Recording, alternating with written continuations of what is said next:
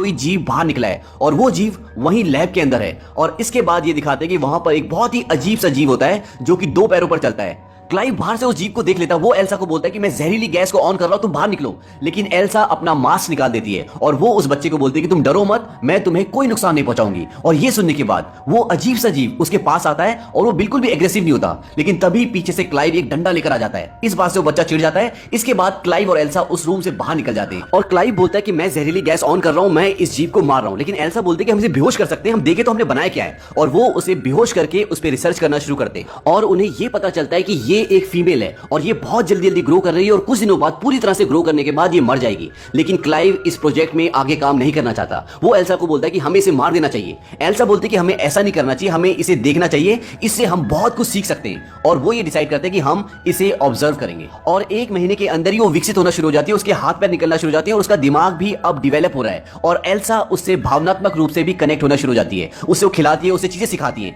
और एक बार वो उसे बहुत सारे अल्फाबेट देती है और वो बोलते हैं कि इन अल्फाबेट को इस ऑर्डर में लगाओ जैसे मेरा नाम है। वो कहती है एल्सा, ELSA। लेकिन वो सारे अल्फाबेट हटा देती है और वहां पर लिख देती है NERD, नर्ड, क्योंकि ये शब्द एल्सा की टी-शर्ट पे लिखा होता है। ये देखकर एल्सा बहुत खुश होती है क्योंकि वो अब चीजें सीख रही होती है। तभी वहां पर क्लाइव आ जाता है और क्लाइव इस जीव को बिल्कुल भी पसंद नहीं करता। वो बोलता है कि इस जानवर को बाहर किसने निकाला, इसे अंदर रखो और इसकी पूंछ ढकी होनी चाहिए। दरअसल इसकी एक लंबी पूंछ भी होती है। एल्सा बोलती है कि इसे जानवर मत कहो। क्लाइव बोलता है फिर क्या कहूं? वो बोलती है कि तुम इसे कहो ड्रेन, क्योंकि अभी अभी इसने अल्फाबेट से NERD इस ऑर्डर में नर्ड लिखा है, तो इसका उल्टा होता है DRAN, ड्रेन। तो वो इसका नाम ड्रेन रख देती है। और कुछ दिनों बाद क्लाइव का भाई ड्रेन को देख लेता है और उसे ड्रेन की हकीकत का पता चल जाता है। इसके अलावा कुछ और भी रीजंस होते हैं जिसकी वजह से वो ड्रेन को एक फार्म हाउस में शिफ्ट कर देते हैं। और अब वो वक्त आ गया है जब क्लाइव को और एल्सा को उन 2 जीवों की जो उन्होंने सबसे पहले बनाए होते हैं उनकी प्रेजेंटेशन कंपनी के शेयर होल्डर्स को देनी है। और जब वो उनकी प्रेजेंटेशन कंपनी के शेयर होल्डर्स को देते हैं और उन दोनों को आमने सामने रखते हैं तो वो आपस में लड़ जाते हैं और इसमें उनकी मौत हो जाती है।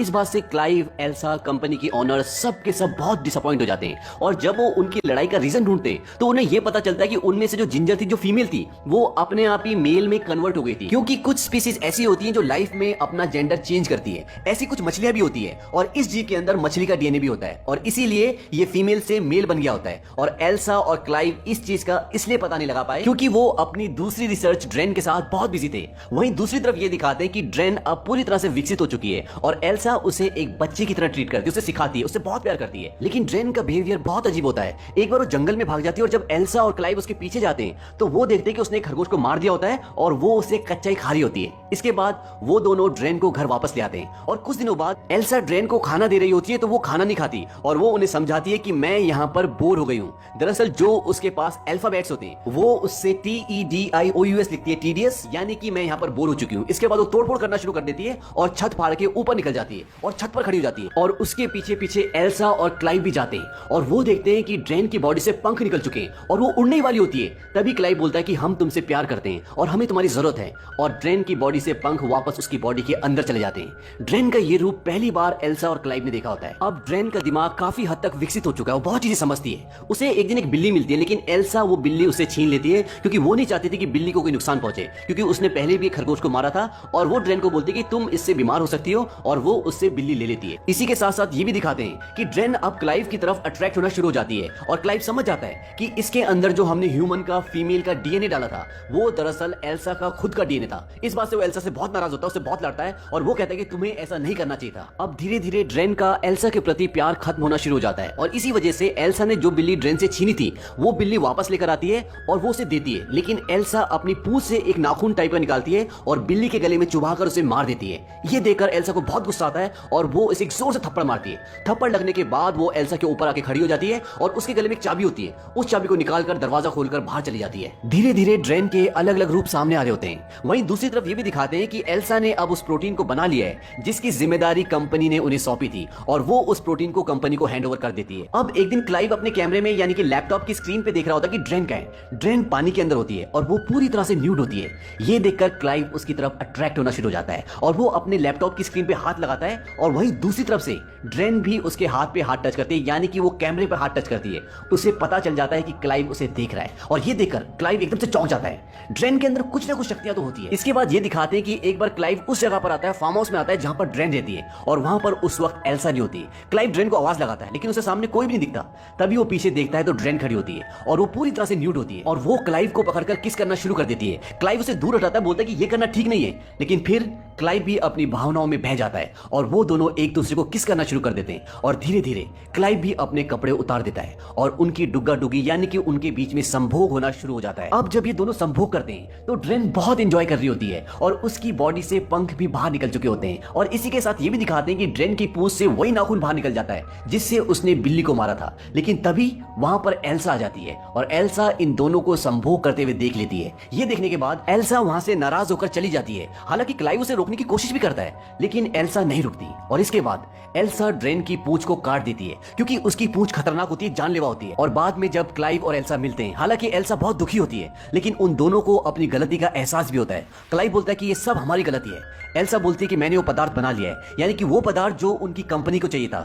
एल्सा बताती है कि ड्रेन की बॉडी में वो प्रोटीन है, वो भी उन 2 जीवों से 10 गुना ज्यादा जो उन्होंने सबसे पहले बनाए थे। और अब क्लाइव बोलता है कि मुझे पता है कि हमें क्या करना है और वो दोनों ये फैसला करते हैं कि वो ड्रेन को मार देंगे और वो उस जगह पहुंचते हैं जहां पर ड्रेन है, यानी कि फार्म हाउस में, और वो देखते हैं कि ड्रेन खुद ब खुद मर रही होती है और ड्रेन की मौत हो जाती है। लेकिन जैसा कि इस कहानी में शुरू में बता दिया गया था कि ड्रेन का लाइफ साइकिल बहुत छोटा होगा और इसी वजह से ड्रेन की अपने आप ही मौत हो जाती है और उसके मरने के बाद वो उसे वहीं पास में दफना देते हैं। और जब उसे दफना चुके होते हैं तभी वहां पर क्लाइव का भाई आता है जो उसी की कंपनी में जॉब करता है और उसके साथ एक और एम्प्लॉय होता है और वो बोलते हैं कि हमें पता है कि तुमने कोई नया जीव बनाया जो ह्यूमन की तरह है, क्योंकि जो प्रोटीन तुमने हमें दिया था उसमें ह्यूमन का डीएनए और अब मैं उसे देखना चाहता हूँ। एल्सा और क्लाइव बोलते हैं कि वो मर चुकी है और हमने उसे दफना दिया है। और तभी एक जोर से चिल्लाने की आवाज आती है और वो उस तरफ भागते हैं जहां पर उन्होंने ड्रेन को दफनाया होता है और ड्रेन वहां पर नहीं होती बल्कि वो ऊपर छत पर खड़ी होती है और इस बार वो और भी ज्यादा ताकतवर दिखती है और भी खूंखार दिखती है। उसके पंख निकल चुके हैं और जो पूंछ उसकी काट दी गई थी वो पूंछ भी वापस आ चुकी है और अब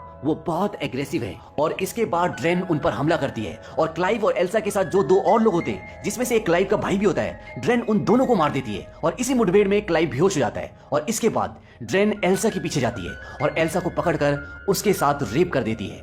अब ड्रेन ने अपना जेंडर बदल दिया है, ठीक उसी तरह से जिस तरह से पहले इन्होंने जो 2 जीव बनाए थे जिसमें से एक फीमेल थी जिसका नाम जिंजर था और जो बाद में मेल बन जाती है और इसके अंदर भी उनका हार्मोन, उनका डीएनए होता है, इसलिए ये भी अब फीमेल से मेल बन चुकी है और ये एल्सा का रेप कर देती है। तभी पीछे से क्लाइव आ जाता है और वो एक शार्प लकड़ी ड्रेन की पीठ में भोंक देता है जिससे वो पूरी तरह से जख्मी हो जाती है और वो एल्सा को छोड़ देती है। लेकिन वो अपनी उस लकड़ी को निकालती है और अब वो क्लाइव पे हमला करती है। लेकिन इसी दौरान एल्सा एक बहुत बड़ा पत्थर उठाती है और उसे मारती है जिससे उसे बहुत चोट पहुंचती है। इसके बाद एल्सा दोबारा उस पत्थर को उठाती है और मारने से पहले वो कुछ सोचने लग जाती है क्योंकि उसी ने उसको बनाया है, उसके अंदर उसका डीएनए। लेकिन इसी बीच में ड्रेन अपनी पूंछ से क्लाइव को मार देती है और इसके बाद एल्सा उसे उस पत्थर से दोबारा मारती है जिससे ड्रेन की मौत हो जाती है। और आखिरी सीन में ये दिखाते हैं कि अब एल्सा अपनी कंपनी के ऑनर के सामने है और वो प्रेग्नेंट है। उसके पेट में ड्रेन का बच्चा है क्योंकि ड्रेन ने उसका रेप किया था तो उसके पेट में ड्रेन का बच्चा है। वो कंपनी की ऑनर उसे ये बताती है कि जो प्रोटीन उन्होंने कंपनी को बना के दिया था उससे कंपनी को बहुत फायदा हुआ है क्योंकि अब कंपनी इसके नेक्स्ट स्टेज को भी स्टडी करना चाहती है, यानी कि इस रिसर्च को वो आगे बढ़ाना चाहती है। एल्सा के पेट में अब बच्चा है और उस बच्चे से इस रिसर्च को आगे बढ़ाया जा सकता है। एल्सा ने अभी तक अपनी जान पर खेलकर अपने पति को खोकर इस कंपनी के लिए जितना भी किया है उसके लिए उसे एक अच्छी खासी रकम दी जाती है और उसे ये भी बोला जाता है कि अगर वो अपने बच्चे को अबॉर्ट करवाना चाहे तो वो करवा सकती है। लेकिन एल्सा ऐसा करने से मना कर